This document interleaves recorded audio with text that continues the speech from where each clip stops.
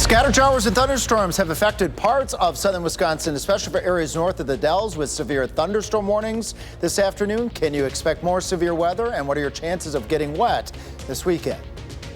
Plus, a parent is suing the Sun Prairie School Board over their closed session meetings. And later, changes could be coming to the childhood vaccine schedule and COVID-19 recommendations, what a new CDC advisory committee has decided. And we welcome you to News 3 Now at 6. Good evening. Thanks for watching. I'm Eric Franke. And I'm Susan Simon. Sarah Carlson will be back on Monday. We begin this Friday evening with the weather, where after days of warm and dry conditions, some rain is moving into the area. That could affect Friday night football tonight. That's right. We're already seeing some rain and thunderstorms popping up in the area, and they may be here throughout the weekend as well. For the latest, let's check your first warn forecast and Chief Meteorologist Alex Harrington. Alex. Eric, Susan, showers, a couple isolated thunderstorms across Juneau, Adams, and Marquette counties. Still, we've seen a significant downtick, meaning a significant weakening of these showers and thunderstorms that had earlier prompted multiple severe thunderstorm warnings right around the 4 o'clock hour, with some unconfirmed reports of 1-inch diameter hail. Zooming on out here for that high school football forecast for this evening, the rest of southern Wisconsin, just a couple of showers out there right now. So right now we're not seeing widespread shower and thunderstorm activity, and this is an update with Future Track capturing those showers and storms in Juneau, Adams, and Marquette and Green Lake counties, and keeping the overall mode for the rest of tonight more on the isolated side and a little bit less on the scattered side. So we'll keep a very close eye on Radar 3000 as we move through the evening to see if this is going to verify, meaning this may be a good thing for those high school football games, getting more of those in and dry. Saturday and Sunday, we are expecting, though, more showers and thunderstorms to pop up with the heat of the day. Will this impact your plans? We'll use Future Track to let you know. All right, Alex, thank you very much. And you can always track the forecast for yourself with our First Warn Weather app. It has hourly planners, road conditions, and radar. You can download it for free in your phone's app store. Just search WISC Weather. Now to the latest developments out of Sun Prairie. A parent is now suing the district over its closed session meetings. This lawsuit served as the former dean of students at Sun Prairie West is being criminally charged and is accused of having inappropriate relationships with students. Our Tanasia Shaw is in the studio with more. Tanasia? Hi, Susan and Eric. Yep, I spoke to that parent today. His name is Justin Smith. He said that the district has been handling closed sessions meetings unlawfully. Smith said that this is a pattern that started after the arrest of the Sun Prairie West former dean of students, Robert Gilkey-Massaguire. News 3 Now has obtained this lawsuit today that says the Sun Prairie Area School District is going into closed sessions for vague reasons. Smith says that this is leading to information possibly being withheld from families in Sun Prairie. This is happening as parents are seeking transparency after police arrested Gilkey-Massaguire for 15 felony charges. For most of the district's closed sessions meetings before today, the school board cites statutes, and it doesn't give specific reasons for meetings being held in closed sessions. Smith says that their goal is ultimately for the district to change. Open meetings law specifically states that just stating the statutory language does not satisfy the statute for the exception to legally or lawfully invoke closed session. And so these are one of the many things that we're alleging and that we're asking for. And that's because the way the system was designed was for this district to be governed publicly and for them to have secrecy or privacy as an exception to that publicly. The Wisconsin State Statute 19.84 says that the public must know about the subject matter of public and closed session meetings. For the district's upcoming closed session meeting this Monday, they added more information to their agenda than they usually do. It says that they will specifically discuss this lawsuit, a criminal investigation involving a former employee, and more. I did get the chance to reach out to the district, and they said they plan to motion to dismiss this lawsuit by October 3rd. Eric and Susan, I'm going to send it back to you. All right, Tanasia, thank you. A group of teenagers are hurt after a rollover crash last night in Grant County. Deputies were sent to Weinbrenner Road in Fenimore for reports of a rollover accident. There, they learned the 16-year-old driver was driving too fast and lost control after coming over a hill.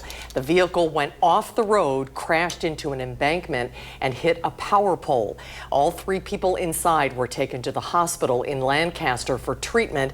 The driver was ticketed for failure to maintain control, and 1 passenger was cited for not wearing a seatbelt. A dog now safe after being found stranded on a rock in the Yahara River yesterday. Firefighters got a call from the Yahara Heights Dog Park. The caller said they could not reach the dog on their own, so first responders had to lift the dog off the rock near the shore and reunited it with the owners. No injuries were reported. Well, following the assassination of Charlie Kirk and Minnesota House Speaker Melissa Hortman, political violence continues to make headlines. This week on For the Record, we're talking about it with 2 new candidates for governor. State Senator Kelda Roys announced her campaign on Monday, and State Representative Francesca Hong announced on Wednesday, both actively condemning political violence. We should never, ever settle our disputes with violence, with a gun. And it's true in the political context and in every other context. I mean, there was also a school shooting that day.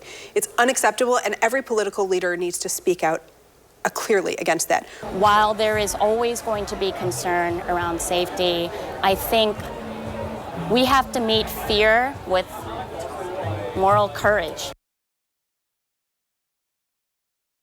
As of this week, a total of 5 Democratic candidates and 2 Republican candidates have declared for governor. You can watch For the Record right here on News 3 Now, 10:30 on Sunday morning. The CDC's new vaccine advisory panel is voting to change its MMRV vaccine recommendation. Instead of a combined shot protecting against measles, mumps, rubella, and varicella chickenpox when a child turns 1, the committee is suggesting parents wait until they turn 4. For kids under 4, the new recommendation is 2 different shots, separating chickenpox from the MMR vaccine. The panel was brought on by Health and Human Services Secretary Robert F. Kennedy Jr., a longtime critic of vaccines. In a vote today, the group is now recommending people must also first consult with their healthcare provider in order to get the COVID-19 vaccine. That recommendation would apply to adults 65 and older. Recommendations from the CDC's vaccine committee are not final until the acting CDC director signs off on them. Well, a big thank you to those of you who have helped donate to our Coats for Kids campaign so far this year. We've collected 232 winter coats, and that's more than 300 donations ahead of where we were at this time last year. We want to keep that momentum going. We're looking for kids' winter coats, jackets, and all the accessories.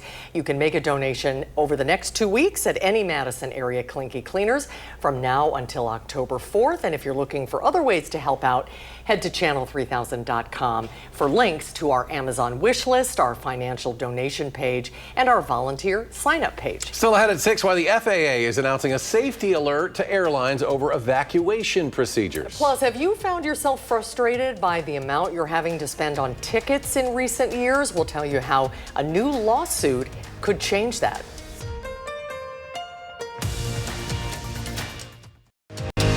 You're watching News 3 Now at 6. The True North Music and Food Festival is coming to the Duck Pond later this month. Next Saturday, September 27th, the festival features some of Madison's best chefs and emerging regional music. Madison Magazine is a proud sponsor of this event. Tickets can be found at truenorthfest.com. They start at $15, and $2 from every ticket sold will benefit DAYS, Domestic Abuse Intervention Services, and the Dane County Food Collective. Ticketmaster and its parent company Live Nation Entertainment are now being sued by the government for allegedly engaging in illegal ticket resale tactics. The Federal Trade Commission accusing both of failing to crack down on ticket resellers, forcing customers to, quote, pay substantially more than face value for tickets to popular concerts and events. Now, the lawsuit allegations include dishonest pricing, with fees often hidden and added at the end of the purchase, which the FTC says can be as much as 44% of the total final cost, misrepresenting how many tickets are available, and also those claims by the company imposing strict limits on ticket purchases they say are false. Ticketmaster knew this was happening and let it happen because a lot of these sales were then going to Ticketmaster's secondary ticketing platform. And that means that, Ticketmaster and these brokers got to pocket profits. The FTC says Ticketmaster controls ticketing for about 80% of major venues in the United States, with consumers spending nearly $83 billion buying tickets from the company between 2019 and 2024. The Federal Aviation Administration is reminding airlines they have to do more to remind passengers to leave their bags behind during an evacuation. In a safety alert, the FAA says travelers taking luggage while trying to flee a plane can slow down the overall process, and that could increase the risk to people being left behind. The bags can also damage the emergency exit slides. The alert notes have been alert notes there have delayed evacuations, with higher rates of injuries when passengers try to grab their belongings on the plane when they're getting out of the plane. Still ahead, how a Wisconsin couple is celebrating a major milestone. Plus, artificial intelligence on the farm, how the growing technology is reshaping the future of agriculture. And what kind of weather can we expect to see during tomorrow's Badger game at Camp Randall Stadium? Alex with your game day forecast when we come back.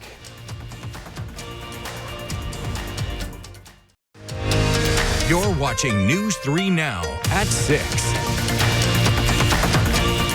Welcome back. Artificial intelligence isn't just revolutionizing Silicon Valley, it's transforming barns, fields, even tractors right here in Wisconsin. At the state's only working dairy farm and learning laboratory, students and farmers are witnessing firsthand how AI is reshaping the future of agriculture. Here's Nina Saporano with the story. Just north of Wausau, you'll find cows with cutting-edge AI. This isn't just a farm. It's the Agriculture Center of Excellence, the only working dairy farm and learning lab in the Wisconsin Technical College system. Doing what 402 is doing here, just chewing her cud. That's her, as happy as we can get her. Here, students learn to manage cows, crops, and equipment, while new AI technology is tested and shared with farmers across the state. So AI is changing farming here because we're able to pull just tons and tons of data. So off of our robots, we're able to talk to actually track cows and see slight changes in each of their udder production. Milking robots can spot irregularities before farmers even know there's a problem. Drones map entire fields, catching diseased crops from the sky. And semi-autonomous tractors doing the work without a hand on the wheel.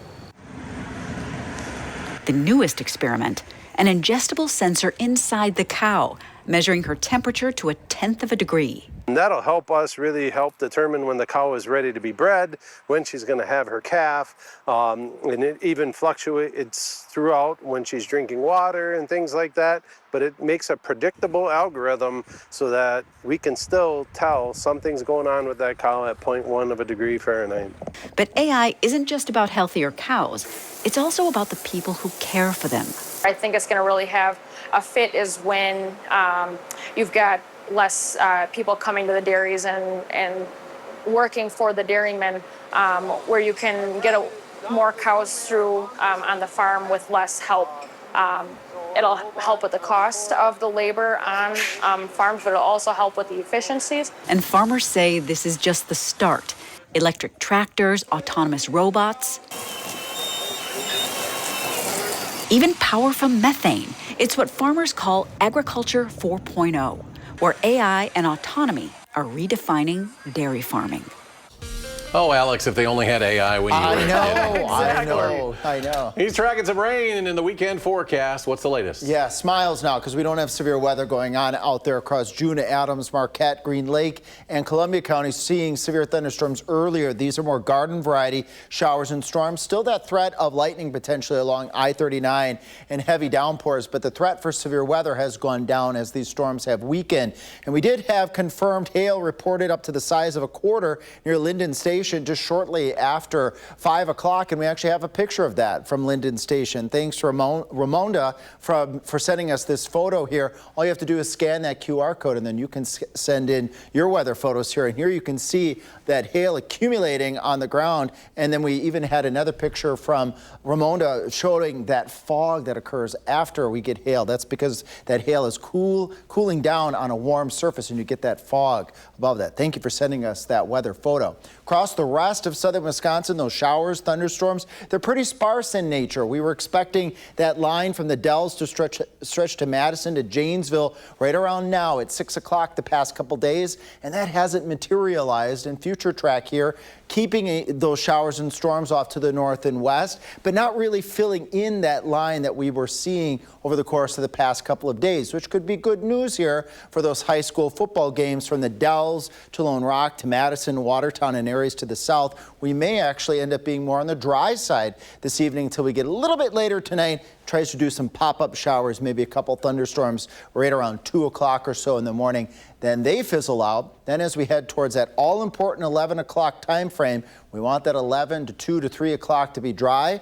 Will it do that? Madison, right now, maybe an isolated shower, but for the most part, on the dry side as we go into Saturday in Dane County until we get after the game, after the win, and seeing those showers and thunderstorms pop up across the area, perhaps a bit more on the scattered side just east of Madison. And we'll keep that shower and storm mode in the forecast into Saturday night as well. There will certainly be dry time too. This is classic depiction here of that precipitation possibility. Scattered is key here. Could have a quarter to a half inch in some spots, maybe an inch if you get 1, 2, or 3 of those storms over the course of the next couple days, but there may be some areas that are totally dry. Breaking that Badger football game forecast down, bring that red poncho. There is that chance of a shower, but again, looking like it is going to be more on the dry side right now, right around 11 o'clock. That lull Saturday morning after a few storms overnight as part of our bottom line on the rain. A few more afternoon showers and storms expected Saturday and Sunday. 60s tonight for low temperatures, a touch on the muggy side, and we'll be into the low to mid 70s for high temperatures on Saturday. Fall is 3 days away on Monday, the 22nd at 1:19 p.m. Is it going to be fall-like? Nope. It's going to be a high of 75 degrees. That's above normal, and staying warm on into next week. All right, Alex, thank you very much. Thank you, Alex. A Wisconsin couple is celebrating 76 years of wedded bliss this week. Faye and Dewey Bartell first met as teenagers back in 1945, and on September 17th of 49, the two were married and welcoming 3 children soon after. 2 years ago, Dewey moved into Country Terrace in Minocqua for full-time care, but Faye makes sure she's never too far away. On Wednesday, Dewey and Faye got the chance to say I do one more time, renewing their vows at a ceremony. It's been a wonderful marriage. I just wish everybody could have that kind of marriage. Just be good to one another. That's the main thing. Don't argue anything. Oh, what a story. The couple and other residents at the nursing home celebrated the vow renewal with carrot cake and, of course, a round of bingo. We'll be right back with sports after a short break.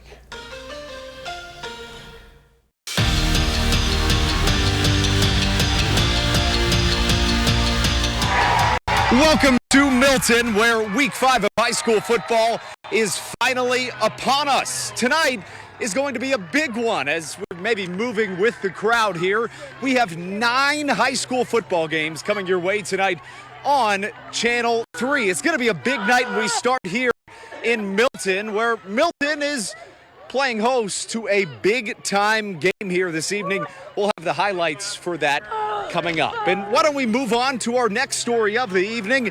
It's a big weekend in football, not just here in Milton, but of course also at the college level. Wisconsin hosts Maryland tomorrow, and it will be a special game for one Badger in particular, the team's starting running back Dylan Jones. It will be a homecoming of sorts for Dylan, who grew up in Maryland, just 30 minutes away from where the Terrapins play. He says it's an opportunity to rep his new state while his home state watches. I mean, I feel like it's pretty awesome. I got a couple friends coming up for the game just because we play in Maryland. I think it's pretty cool. I didn't really want to stay home because that's all I knew was home, and I just wanted to get away, try something new. It meant a lot to me. That's all I really grew up on, was watching Big Ten football, and then just now being able to play in it is just like a dream come true. And of course, we give you our score predictions for that big game tomorrow against Maryland. Eric has Wisconsin winning 31-20. Susan, on the other hand, has it a little bit closer, but the Badgers still in the win column, 28-20 her score. Alex is making it rain with a 14-point game, 28-14 his score prediction. As for myself, I'm just about right there, 31-17 is my prediction. We are just 45 days away from Wisconsin men's basketball hitting their season, and they've been getting ready for it in a unique way. They've spent these last 3 weeks training on the one, the only Bascom Hill, getting their legs and their conditioning ready. It's something that they think will not just help their fitness, but also their ability to battle adversity. You know, this is the first adversity, so I didn't see anybody struggle, and when somebody did, maybe a little bit, or was close to not making their time, because they always get a hill added on. If somebody misses the time, the whole group does another one. We didn't add any for 3 weeks, so the drive and the togetherness and the support, like if somebody's struggling a little bit, hey, we got to pick them up, just like in a game.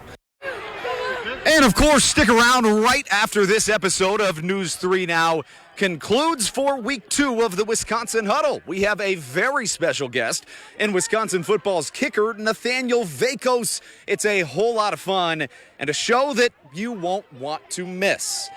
Well, those Badgers, they were running on Bascom Hill. Speaking of, we're going to get to running. We've got 9 games to get to tonight. I'm going to get to this one right behind me. Milton and Monona Grove, our game of the week, sending it back to you guys from Milton High School.